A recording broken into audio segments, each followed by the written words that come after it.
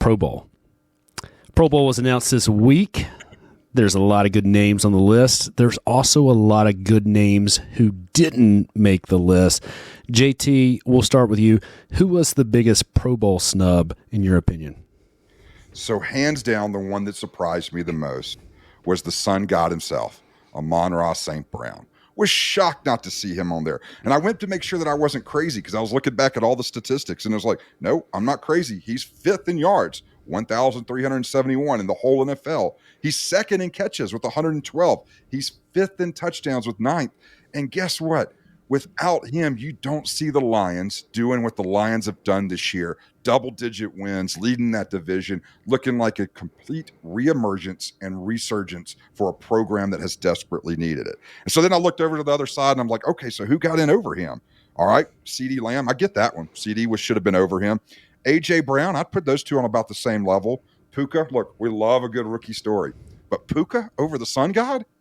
And then really the one that got me was Mike Evans. Because, look, Mike Evans, when you look at his history, when you look at what he's done year after year, getting 1,000 yards on terrible Bucs teams and a couple of years where he had Tom Brady, he is a Hall of Fame talent. But this year, he's getting in over Amon-Ra St. Brown?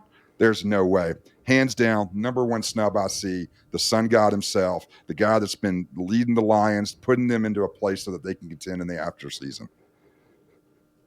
Yeah, good one. I like that one. Bubba. I mean, the problem with receivers is it's so loaded. There's so many excellent receivers.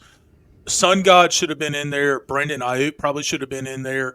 But it's hard to argue that the other guys didn't deserve it. You're kind of getting in the needles there, in the fine hay. Two players that stood out to me is, first of all, from Tampa Bay, Antoine Winfield, 3 interceptions, 5 forced fumbles, 4 fumble recoveries, and 5 sacks at the safety position, is having an outstanding year. And Budda Baker gets in over him, who's missed 5 games due to injury and doesn't even touch those stats. I think that's an absolute positive snub that everyone's talking about. But let's talk about the one snub nobody's talking about, and that's with the Panthers. Are the Panthers awful? Absolutely. They're a terrible team right now. They're a dumpster fire of an organization. But the one standout that they've had is Derek Brown, the defensive tackle. Going into this week, the final week of the season, he is second all-time amongst defensive linemen for most tackles. He has 96 tackles on the year. He's going to break the record. The record's 98 tackles. He's going to break that this weekend. He's going to have the most all-time tackles for a defensive lineman. He's already leading the league with defensive stops. He's second in the league in defensive passes. I get it. The team is bad. He's had more opportunities on defense than anybody else had.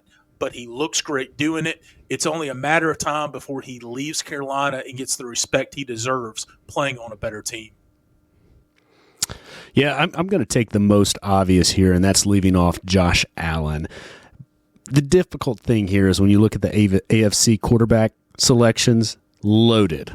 I mean, the AFC has become the QB conference of the NFL. I mean, you've got Tua, you've got Lamar Jackson, probably going to be the NFL MVP, and you got Pat Mahomes. But I think there's an argument to be had is, should Pat Mahomes have been on that list? I know it's a fan favorite. It's America's favorite. You got Taylor Swift going to Chiefs games to see Travis Kelce.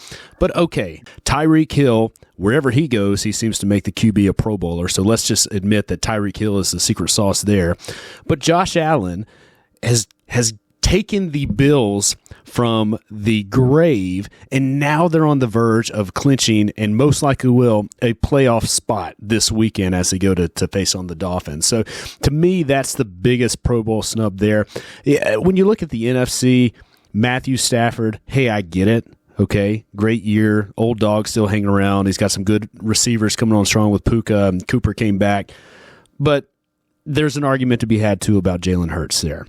You put in the whole Philadelphia offensive line in the Pro Bowl, but then you have a QB, and it goes back to the what have you done for me lately? They're in a little bit of a slump, but hey, he got them to undefeated and the only undefeated team there for a while. So there's a lot of credit that deserves to go to Jalen Hurts there. So I'm going with those two as the biggest snubs there.